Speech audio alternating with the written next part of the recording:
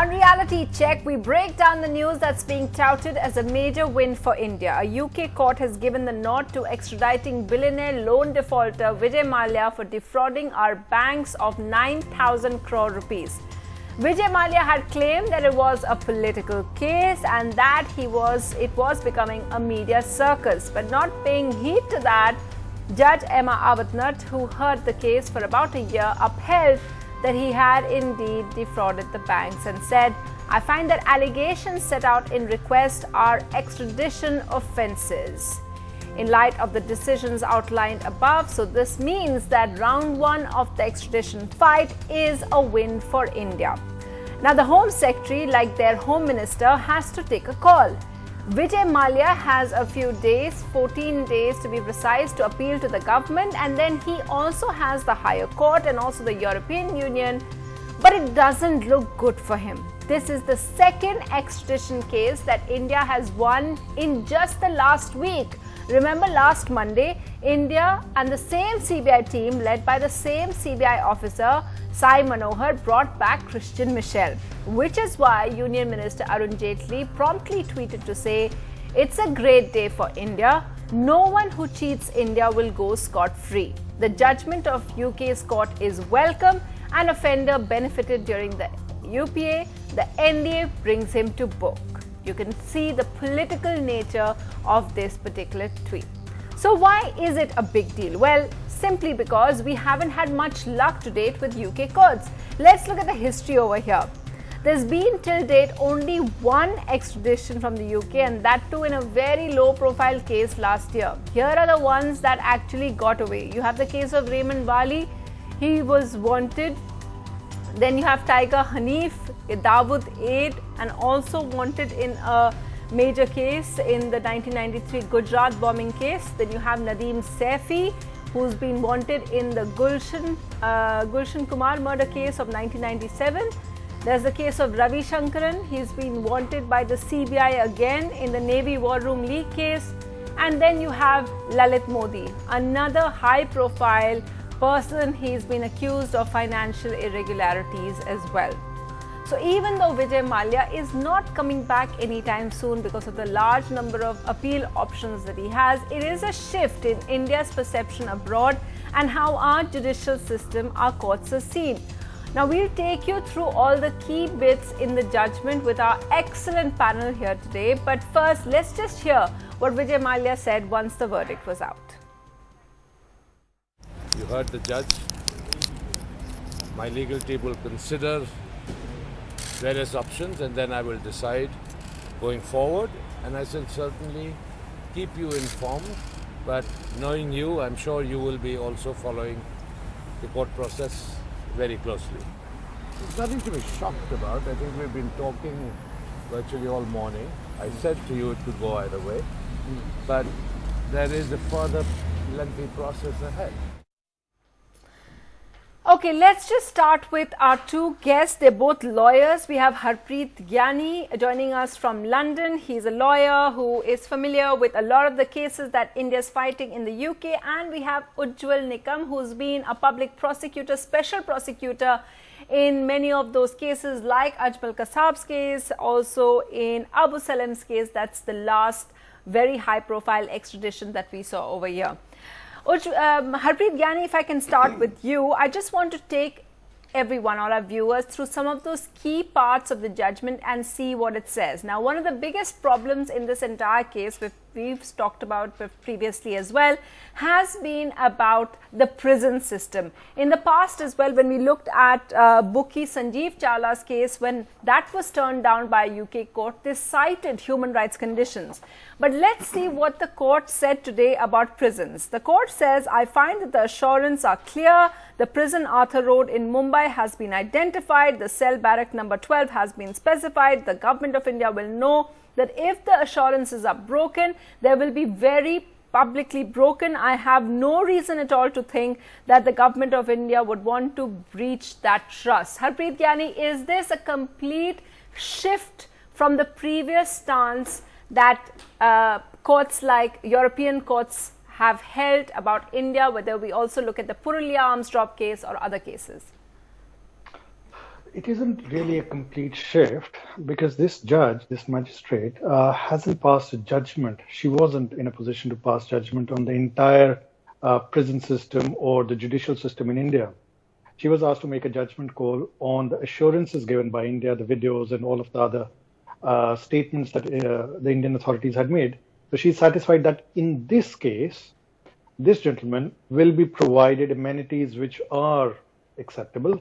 She hasn't passed any judgment, so it doesn't really signify a shift. But what it does do is it provides the Indian authorities with a very valuable clue that if in the future they wanted somebody extradited and they offer the same kind of an assurance, that assurance will be taken at face value, assuming, of course, that we actually deliver what we've promised.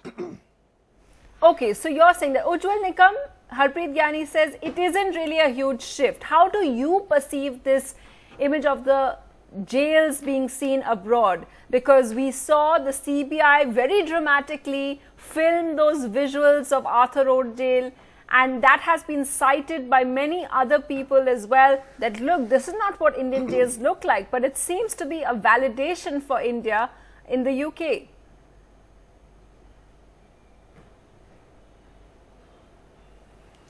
Let me tell you very clearly, no doubt Mr. Mallya has taken the specific plea about this human right violation. If at all he will be returned back to India, and therefore the magistrate did ask the Indian authorities to point out the condition of the jail, and therefore the CBI has taken certain videos and also placed on the record the photographs to the Crown Prosecution Service.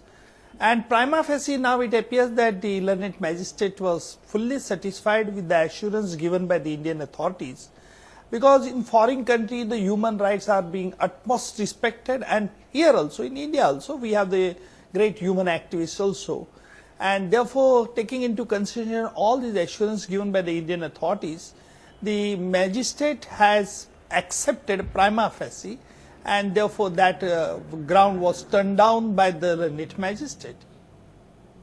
Okay, and if we move on to another one which is very, very interesting right now, remember this seems to be a bit of a honeymoon period for the CBI.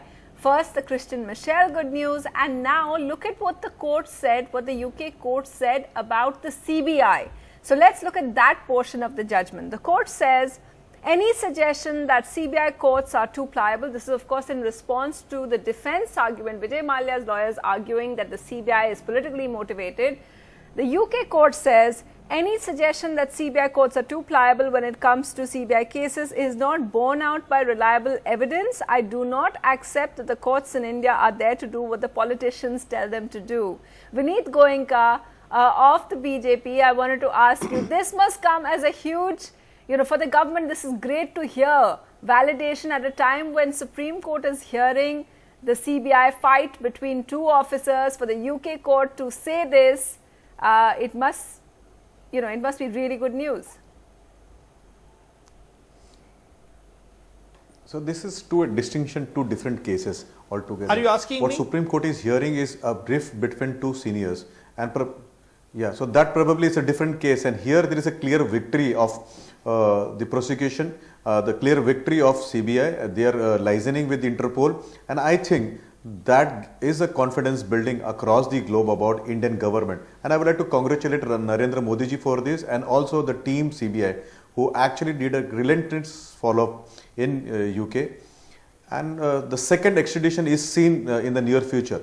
After Christian Michel, this one is very good and probably the message has gone across to all the fugitives, irrespective whether they are economical offenders or anybody else, that you play with us, you will be booked, you will be given justice. Harpreet Gyani, what do you make of this? In India, you just heard the BJP spokesperson speak. It is being seen as a major validation, a major win for the government. Would you, as someone who's familiar with Indian courts and the Indian system and also with UK courts, because you practice over there, would you read it as such? Well, I'm not a politician, so I'm not going to talk the politics of it. But what I will say is the major shift that this reflects is that the Indian side, the Indian system has managed to get its act together. The Indian side presented a credible case. They presented evidence, or they presented arguments which were very good and which were impressive. And there's a major shift from the past. In the past, I've dealt with cases which have come from India, and I've been representing the Serious Fraud Office on behalf of India as a lead junior. And I know that normally the assistance coming from India used to be very poor. So in this case, although I have absolutely no personal knowledge of this particular case, but I do see that this is a major shift, and we've managed to get our act together in India, which is good. We managed to get our act together in India. Okay. Neetu Shukla is a former employee of Kingfisher. And Neetu, of course, thank you for joining us over here. A lot of this case is, of course, about people like you, because what we saw as we saw the arguments unfold over there, we saw also the judge talk about the impact and the people who've actually been alleged victims of Vijay Mallya. When you heard this judgment coming out in the UK, what was your response to that?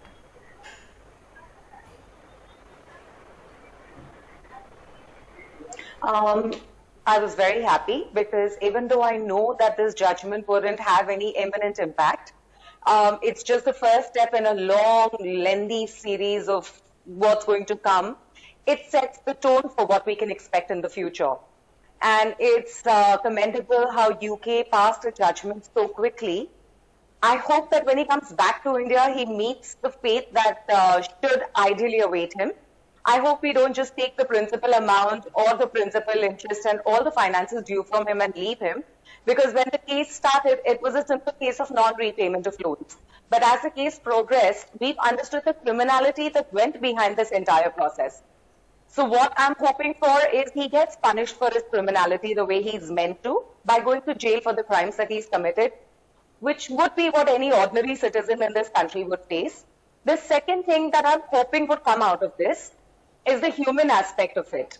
Because from what we saw, every other country where Kingfisher flew, the employees were paid. They were paid with the same financial structure that Kingfisher had, the same financial problems they had. But because Vijay Mallya knew that he had to pay them legally, and there wouldn't be any escape for him had he not paid his foreign employees, he paid them. So it wasn't a question of lack of money, it was a question of lack of will. Considering we are a labor-centric country and we have a culture of startups and we want to be a global presence, we need to follow global best practices. We need to make sure that our government sends out a strong signal that employees who, unlike banks, cannot secure their credit or their payment should be protected by the law. Because these are the employees, salaried people who pay the highest amount of taxes in our country as a bracket. So we need to protect them, and I hope I wanted to actually draw your attention, Neetu. Says that employees need to be protected. I wanted to draw your attention to what the court actually said about Vijay Mallya and your reaction on that as a former employee. The words are really interesting, and if we can have that out on the screen as well for our viewers. The court said it is a case of a bank who were in thrall of this glamorous, flashy, famous, bejeweled, bodyguarded, ostensibly billionaire playboy who charmed and cajoled these bankers into losing their common sense and persuading them to put their own rules and regulations to one side. So very, very strong words there, and perhaps a personal comment on Vijay Mallya as well. Would you agree with that, Neetu?